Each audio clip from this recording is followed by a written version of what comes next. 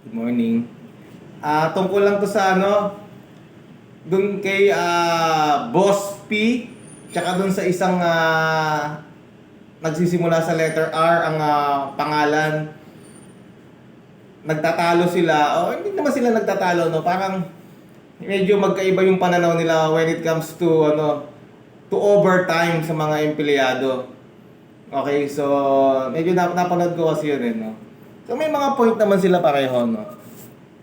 May mga iba't iba kasing uri ng empleyado. May mga empleyado na talagang career-oriented. Itong mga career-oriented na to, willing talaga silang mag-extend ng time sa trabaho nila, sa office nila, kasi gusto nilang umangat. Gusto nilang tumaas yung kanilang posisyon. Tumaas syempre yung sahod. Syempre, lahat naman tayo, di ba, para sa pamilya natin. The more na mas mataas ang posisyon mo, mas mataas ang salary mo. May mga empleyado naman na siguro alam niyo na yun, popular naman yun, yung galawang minimum. Kung magkano lang yung binabayad, kung ano lang yung ibinabayad sa iyo, yun lang yung ibibigay nila. Ito yung mga empleyado na kung mag-extend ng trabaho, kailangan bayaran sila. Tama naman yun, tama naman yun. Siyempre, kapag nag-overtime ka, kailangan bayaran ka talaga. Okay? Pero para sa akin naman, kung mag-overtime ka, ano, may pinagagawa sa iyo ang boss mo, at ikaw naman talaga yung gumagawa nun, in every day na ginagawa mo yung trabaho mo, at may deadline ka, alam mo na hindi mo siya matatapos. Kung 8 to 5 ka, hindi mo siya matatapos ng 5, i-file mo ng OT. I-explain mo sa boss mo, sa supervisor mo, na kailangan mo mag-extend ng time. Okay? May mga empleyado kasi, naiintindihan ko naman yung Boss P. Bakit? May mga empleyado din naman kasi na sasamantalahin nila para lang maka-gain sila ng extra money through overtime.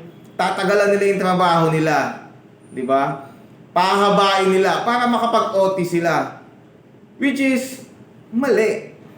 Kung ganun kasi ang mindset ng isang empleyado, wala talaga. Ganun talaga yung kumbaga, hindi na siya aasenso doon.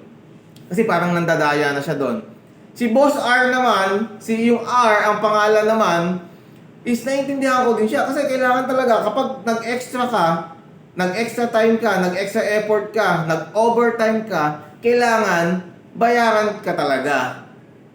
Tama naman yon. So, may point naman siya doon. Pero usually, ito yung mga galawang minimum nga.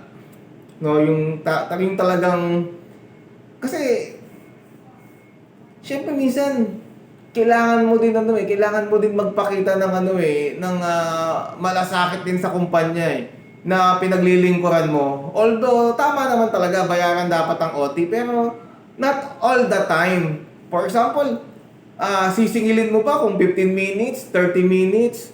Pero may mga rules and regulation naman talaga sa mga company na kailangan maka 1 hour. Kung nag-file ka, pero kung yung mga pa 15 minutes, 30 minutes,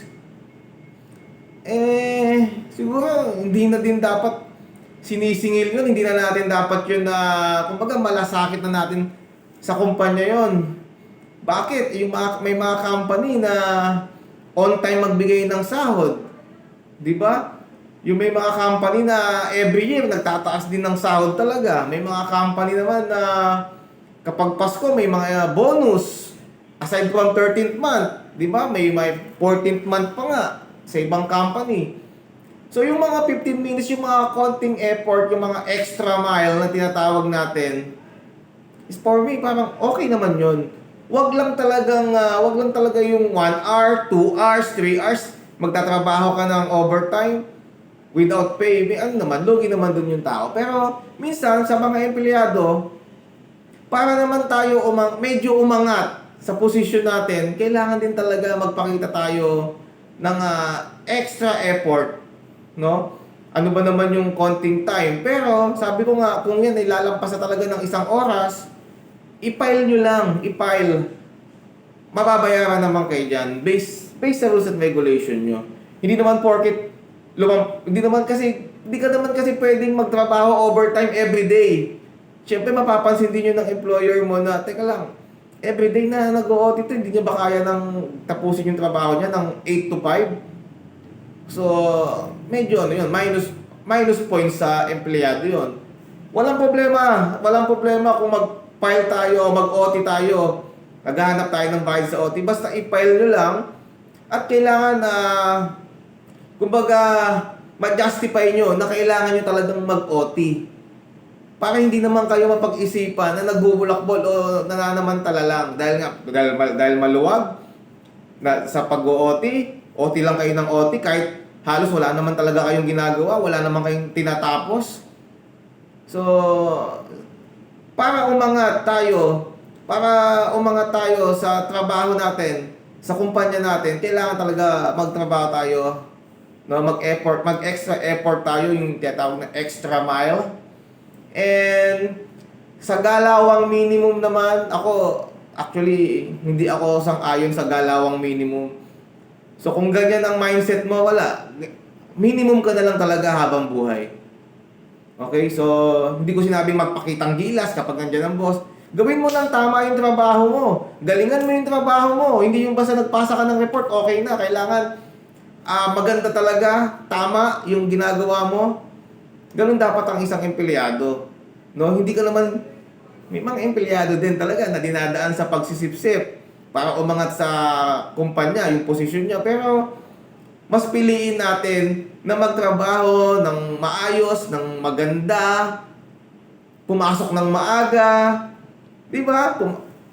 Late ka pumasok tapos mag-OT ka, magpapile ka ng OT, late ka pumasok, di ba? Parang ang sagwa naman nun. Opinion ko lang to.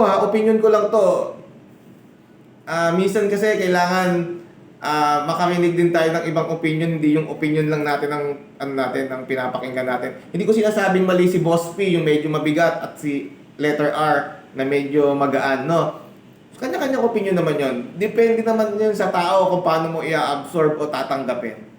Yun lang. Good morning.